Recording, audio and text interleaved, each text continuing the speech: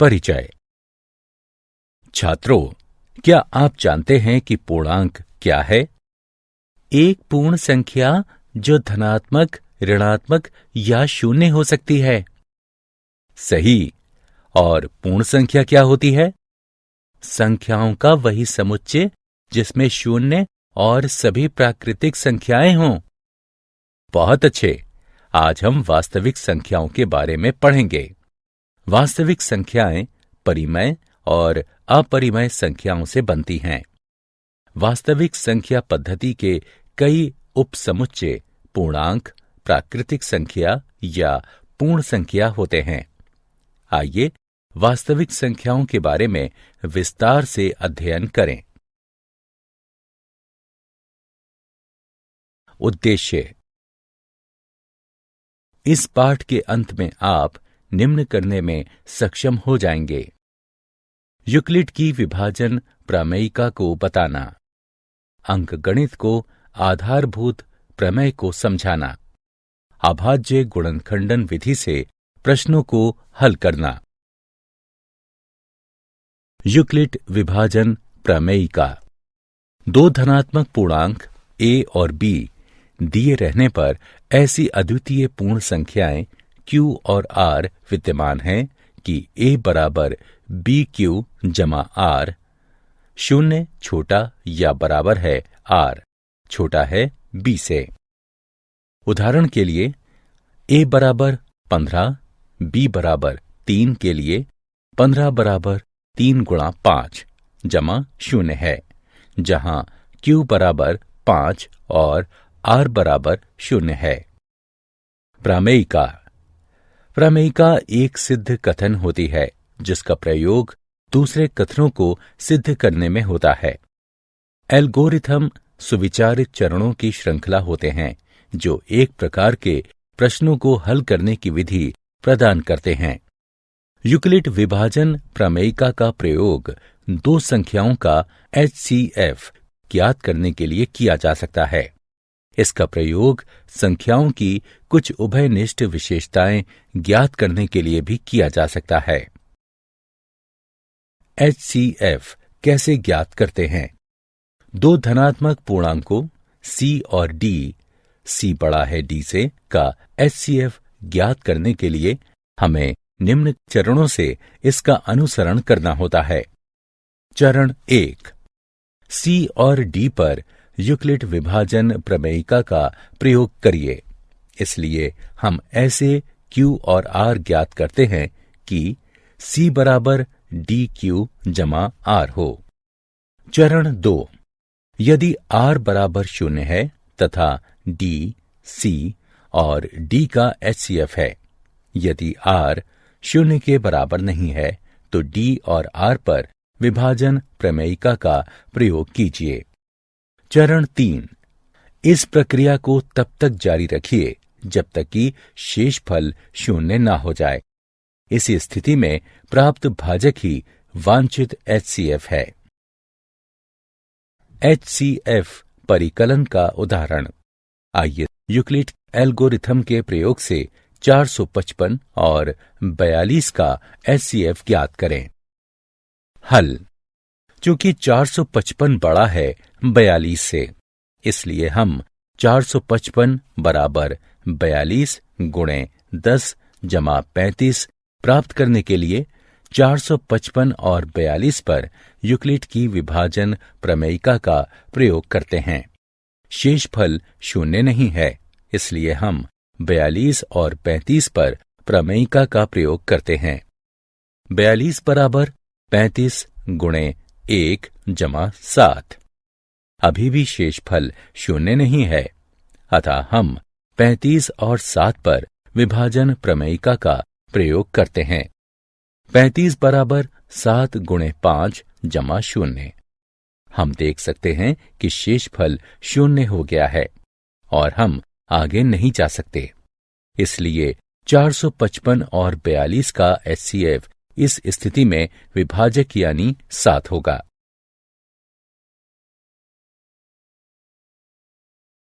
Euclid के प्रमेय का उदाहरण।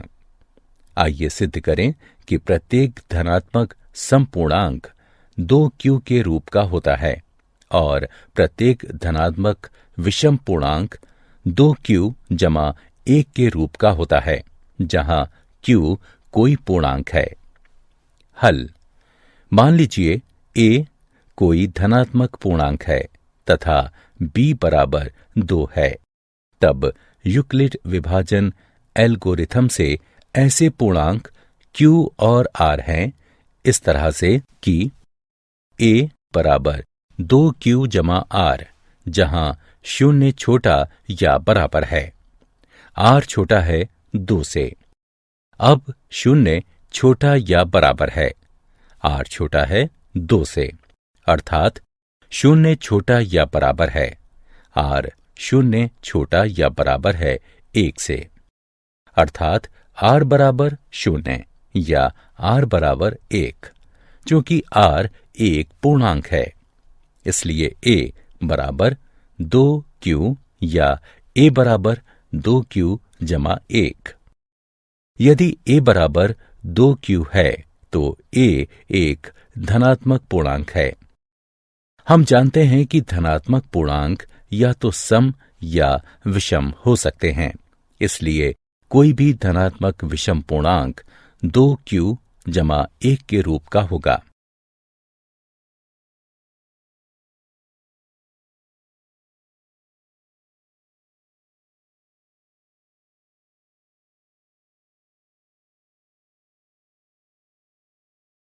अंकगणित की आधारभूत सिद्धांत।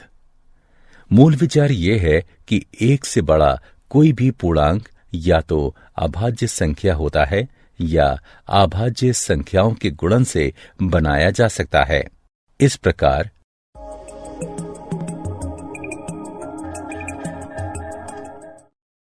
आइए परिभाषा से शुरू करें। 1 से बड़ा कोई भी पूर्णांक या तो अभाज्य संख्या होता है या अभाज्य संख्याओं के अद्वितीय गुणनफल या क्रम को नजरअंदाज करते हुए उसके रूप में लिखा जा सकता है। इन संख्याओं को देखिए। 2 अभाज्य है, 3 अभाज्य है, 4 2 गुणा 2 है, 5 अभाज्य है, 6 2 गुणा 3 है, 7 अभाज्य है, 8 2 गुणा 2 गुणा 2 है, 9 3 गुणा 3 है, 10 2 गुणा 5 है, 11 अभाज्य है, इत्यादि।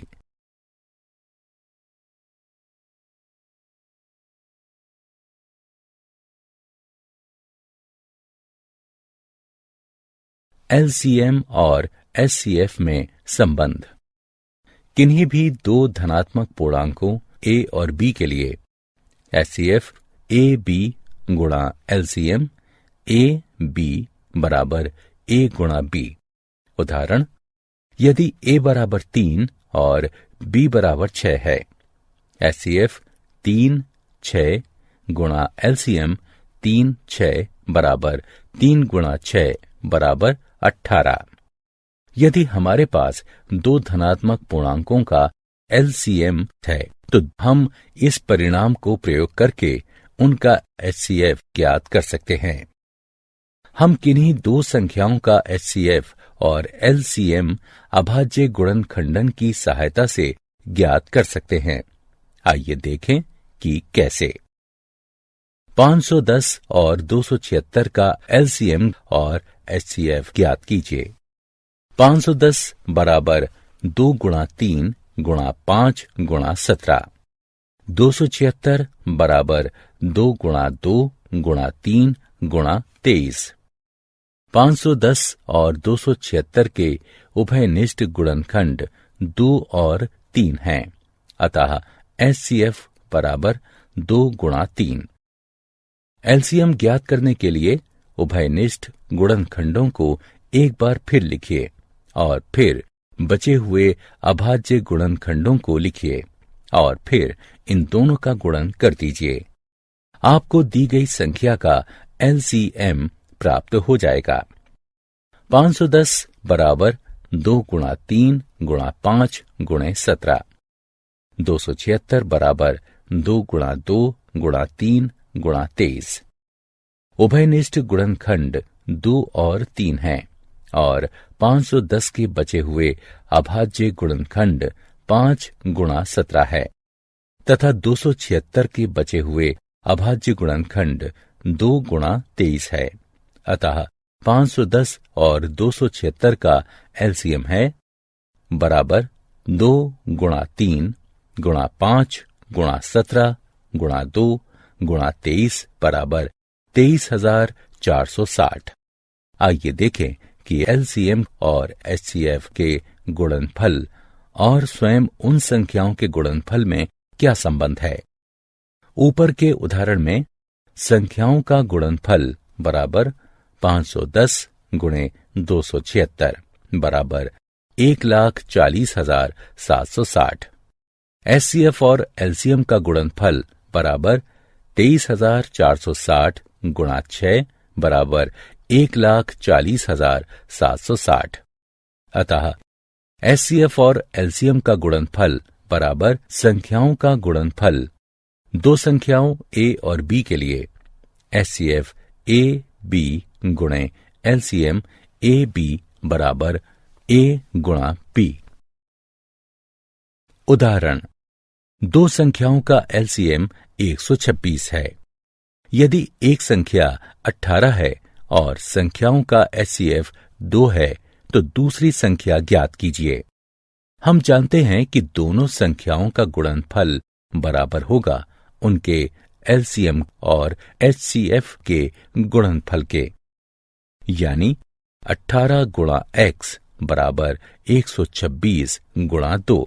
यहां x दूसरी संख्या है, यानी x बराबर 126 गुणे 2 बटे 18 है, तो x बराबर 14 होगा।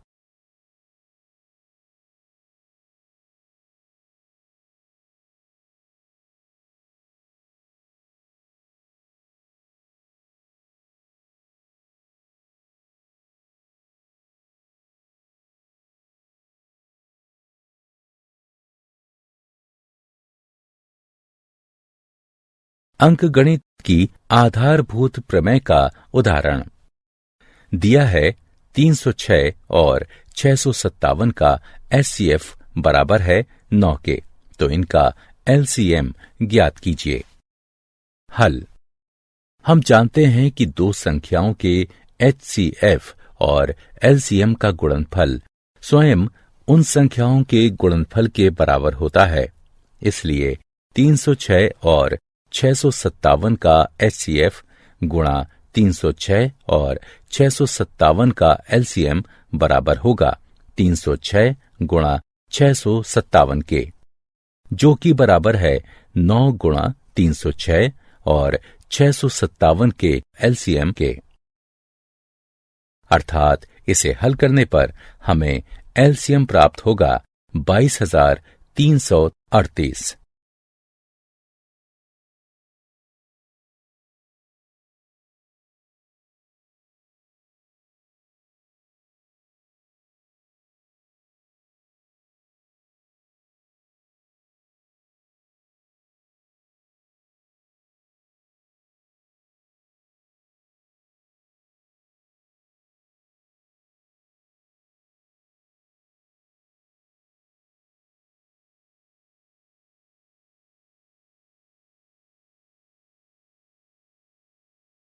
क्या आप जानते हैं 17वीं शताब्दी में सर्वप्रथम डेकार्टे ने बहुपदों के मूल को व्यक्त करने के लिए रियल शब्द का प्रयोग किया और उन्हें इमेजिनरी संख्याओं से अलग किया। कार्ल फ्रेडरिक गॉस को प्रायः गणितज्ञों का राजकुमार कहा जाता है तथा उनका नाम आर्किमिडीज और न्यूटन के साथ सर्वकालिक महानतम गणितज्ञों में लिया जाता है। उनका गणित और विज्ञान दोनों में मौलिक योगदान है। सारांश, आइए हमने जो कुछ सीखा है उसे संक्षेप में दोहराएं। यूक्लिड विभाजन प्रमेय का दो धनात्मक पूर्णांक a और b दिए रहने पर ऐसी अद्वितीय पूर्ण संख्याएं q और r विद्यमान है कि A बराबर BQ जमा R, जहां शून्य छोटा या बराबर है R से और B R से बड़ा है। यूक्लिड विभाजन एल्गोरिथम। ये यूक्लिड विभाजन प्रमेयिका पर आधारित है। इसके अनुसार किन्हीं दो धनात्मक पूर्णांकों A और B, जहां B बड़ा है A से, इसका HCF निम्न प्रकार ज्ञात किया जा सकता है। चरण 1, विभाजन प्रमेयिका का प्रयोग करके Q और R ज्ञात कीजिए, जहां A बराबर BQ जमा R, शून्य छोटा या बराबर है, R छोटा है B से। चरण 2, यदि R बराबर शून्य है तो HCF B है। यदि R बराबर नहीं है शून्य के तो B और R पर यूक्लिड प्रमेयिका का प्रयोग कीजिए। चरण 3, इस प्रक्रिया को तब तक दोहराते रहिए जब तक कि शेषफल शून्य ना हो जाए। इस स्थिति में भाजक ही HCF AB होगा। साथ ही HCF AB बराबर HCF BR। अंकगणित की आधारभूत प्रमेय। प्रत्येक भाज्य संख्या को अभाज्य संख्याओं के एक गुणनफल के रूप में व्यक्त किया जा सकता है तथा यह गुणनखंडन अभाज्य गुणनखंडों के आने वाले क्रम के बिना अद्वितीय होता है।